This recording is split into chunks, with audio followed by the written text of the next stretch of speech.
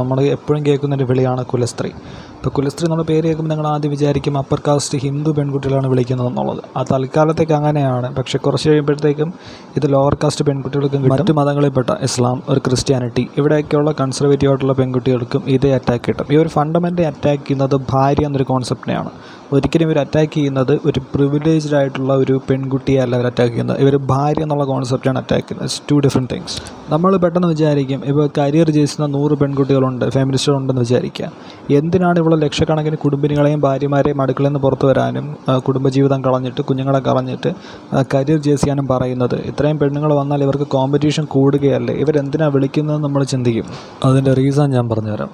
പ്രധാനപ്പെട്ട രീതിയിൽ ഫെമിനിസ്റ്റുകൾ ഭാര്യമാരെ അറ്റാക്ക് ചെയ്യുന്നത് പല പല പേരുകളൊക്കെ വിളിച്ചിട്ടാണ്. കുലസ്ത്രീ എന്നോ, ഭർത്താവിൻ്റെ അടിമയെന്നോ, ഭർത്താവിനെ ഊറ്റി ജീവിക്കുന്നവളെന്നോ, അങ്ങനെയൊക്കെ. കരിയറിൻ്റെ കാര്യത്തിൽ പ്രത്യേകിച്ചിട്ട് കോർപ്പറേറ്റ് പ്രൈവറ്റ് കേസിലൊക്കെ നിങ്ങൾ നോക്കുകയാണെന്നുണ്ടെങ്കിൽ ആണുങ്ങൾ ഒരുപാട് ദൂരം മുന്നിലാണ് പെണ്ണുങ്ങളെക്കാളും. ആണുങ്ങൾക്ക് എന്തുകൊണ്ടാണ് ഇത്ര സക്സസ്ഫുള്ളായിട്ട് കരിയർ ചെയ്യാൻ പറ്റുന്നതെന്ന് ചോദിച്ചാൽ, വീട്ടിൽ പെണ്ണുങ്ങളുണ്ട്. ഭാര്യ പറയുന്നു വീട്ടിലെ കാര്യം ഞാൻ നോക്കിക്കോളാം, കുഞ്ഞിൻ്റെ കാര്യം നോക്കിക്കോളാം, നിങ്ങൾ പോയി കരിയർ ചെയ്യുക, ഒരുപാട് പൈസ ഉണ്ടാക്കുക. ഭാര്യയ്ക്ക് ഇതുകൊണ്ട് എക്കണോമിക് സെക്യൂരിറ്റി കിട്ടും. വീട്ടിലെ കാര്യം ഭാര്യയെ ഏൽപ്പിച്ച ശേഷം, കുഞ്ഞിൻ്റെ കാര്യം ഭാര്യയെ ഏൽപ്പിച്ചതിന് ശേഷം അദ്ദേഹത്തിൻ്റെ കരിയർ ചെയ്യാനും അദ്ദേഹത്തിന് ഉയരങ്ങളിലേക്ക് എത്താനും ഒരു ഭർത്താവിന് കഴിയുന്നുണ്ട്. കല്യാണം എന്നൊരു ഇൻസ്റ്റിറ്റ്യൂഷൻ സമൂഹം പുരുഷനെ മേലെ അടിച്ചേൽപ്പിക്കുന്നുള്ളതുകൊണ്ട് അവനതിൽ നിന്ന് വിട്ടു നിൽക്കാൻ ഭയങ്കര ബുദ്ധിമുട്ടായിരിക്കും. കാരണം അവനെ അങ്ങനെയാണ് കണ്ടീഷൻ ചെയ്ത് വെച്ചിരിക്കുന്നത്.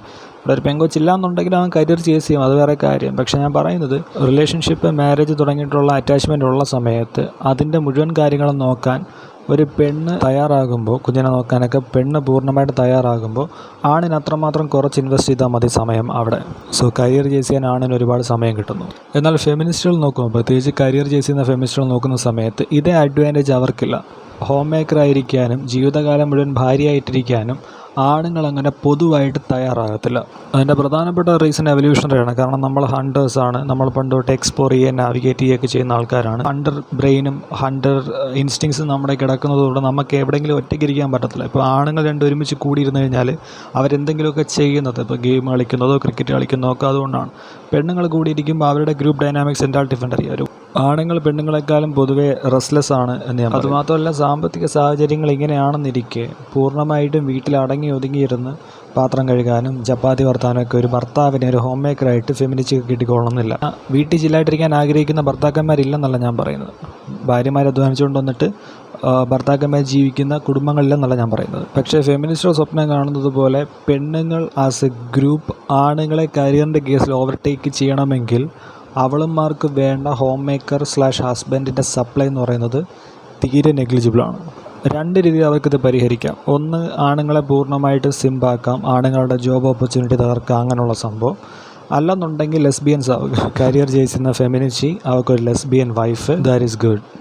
ഇവിടെ 1-2 പ്രശ്നങ്ങളുണ്ട്. കാരണം ഫണ്ടമെൻ്റലി ഇവളുമാരുടെ ബയോളജിക്കൽ വയറിങ് ഇവളുമാർക്ക് കരിയർ ചെയ്യുന്നതിനെതിരാണ്. പ്രത്യേകിച്ച് ഈ ഒരു കോർപ്പറേറ്റ് ലെവലിൽ ഭയങ്കര കോമ്പറ്റീഷനുള്ളൊരു സമയത്ത് ഇവർ കോമ്പറ്റീഷൻ ചെയ്യുന്ന ഒരു കാലയളവെന്ന് പറയുന്നത് ലേറ്റ് 20s ടു പ്രോബബ്ലി അവരൊരു 40കളുടെ ആ ഒരു സമയത്തേക്കായിരിക്കും. ഇതേ സമയത്ത് തന്നെ ഇവളുമാരുടെ ബയോളജിക്കൽ ക്ലോക്ക് എന്ന് പറയുന്നത് ടിക്ക് ചെയ്തുകൊണ്ടിരിക്കുക. ഏജ് കൂടുന്നതിനനുസരിച്ച് പെണ്ണുങ്ങളുടെ മൂക്കി പല്ല് വരാമെന്നൊക്കെയുള്ള പ്രയോഗങ്ങളുണ്ട്. ദ പോയിൻ്റ് ഈസ്, ഇവളുമാർ കരിയർ പുഷ് ചെയ്ത് ഒരു 30-40 വയസ്സൊക്കെ ആകുമ്പോഴത്തേക്കും ഇവളുമാർ ഉദ്ദേശിക്കുന്ന ടൈപ്പ് ഒരു പാർട്ട്ണറിനെ, ഇവളുമാർ ആഗ്രഹിക്കുന്ന ഒരു പാർട്ട്ണറിനെ അവർക്ക് കിട്ടിക്കൊള്ളണം എന്നില്ല. അതുമാത്രമല്ല, ഏജ് കൂടുന്നത് പ്രഗ്നൻസി കുറയാനുള്ള ഒരു സാഹചര്യമുണ്ട്. അല്ലെങ്കിൽ മെനോപോസ് അടുത്തടുത്ത് വരാണ്. 50കളൊക്കെ ആകുമ്പോഴത്തേക്കും പിന്നീട് പ്രഗ്നൻസി സാധ്യമല്ലല്ലോ. സോ അങ്ങനെ കുറച്ച് പ്രശ്നങ്ങളൂടെ ഉണ്ട്. ഈവൻ നിങ്ങൾ ചെറുപ്പത്തിലെ തന്നെ ഗർഭം ധരിച്ചാലും, പെൺകുട്ടികൾ ചെറുപ്പത്തിൽ തന്നെ ഗർഭം ധരിച്ചാലും ഇൻ ദ 20s അവരുടെ ഉള്ളൊരു മദർലി ഇൻസ്റ്റിങ്ക്റ്റ് ഉണ്ട്. ഈ അമ്മമാർ സ്നേഹിക്കുന്നതും അച്ഛന്മാർ സ്നേഹിക്കുന്നതും എൻറ്റയർലി ഡിഫറെൻ്റ് ആണ് അല്ലേ. അമ്മയും കുഞ്ഞും തമ്മിൽ വല്ലാത്തൊരു ബോണ്ടുണ്ട്.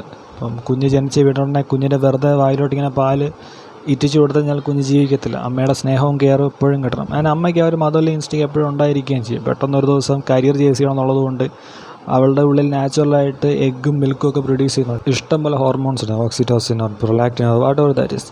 ഇത്രമാത്രം ഹോർമോണൽ സർജറിയൊക്കെ വെച്ചിട്ട് ഒരേ സമയം കുട്ടികളെ നോക്കണം, വീട് നോക്കണം, കരിയർ നോക്കണം. അതൊരു വല്ലാത്തൊരു ലൈഫായിരിക്കും അവരെ സംബന്ധിച്ചിടത്തോളം. കരിയർ ചെയ്യുന്ന പെൺകുട്ടികൾ അൺഹാപ്പി ആണ് എന്നോ, കരിയർ ചെയ്യാമെന്നോ അതേസമയം തന്നെ കുട്ടികളോടുള്ള ഗേൾസ് അൺഹാപ്പി ആണെന്നൊന്നും അല്ല ഞാൻ പറഞ്ഞു വരുന്നത്. ഒരു ഫെമിനിസ്റ്റ് ഡ്രീം അല്ലെങ്കിൽ ഒരു ഫെമിനിസ്റ്റ് യുട്ടോപ്പിയ എന്ന് പറയുന്നത് ആണുങ്ങളെ ഓവർടേക്ക് ചെയ്യുക, ആണുങ്ങളെക്കാളും ബെറ്റർ ആവുക എന്നുള്ളതാണ്. അവർ ഇക്വാലിറ്റി എന്നൊക്കെ പറയുമെങ്കിലും നമുക്കറിയാം ഇന്നത്തെ സിറ്റുവേഷൻ ഉൾട്ട ആക്കുകയാണ് അവരുടെ പ്രധാനപ്പെട്ട ലക്ഷ്യം എന്ന് പറയുന്നത്. പെണ്ണുങ്ങൾ ലീഡ് ചെയ്യുന്നൊരു ലോകം, പെണ്ണുങ്ങളാണ് ഫിലോസഫേഴ്സ്, പെണ്ണുങ്ങളാണ് ഡിസിഷൻ മേക്കേഴ്സ്, ആണുങ്ങളൊക്കെ ഹോം മേക്കേഴ്സായിട്ട് വീട്ടിലിരിക്കും. ഇതൊരിക്കലും സാധ്യമല്ല എന്നുള്ളതാണ്. അവർ പറയും ഇതല്ല അവരുടെ ഡ്രീം എന്നുള്ള കാര്യം, പക്ഷേ അവർക്കിങ്ങനെ ഒരു ഫാൻറ്റസി ഉണ്ട്. പക്ഷേ ഫെമിനിസ്റ്റുകൾക്ക് നന്നായിട്ടറിയാം അവരുടെ ഫാൻറ്റസി വെറും ഫാൻറ്റസി മാത്രമായിട്ടിരിക്കത്തേ ഉള്ളൂ, ഒരിക്കലും നടക്കത്തില്ല എന്ന്.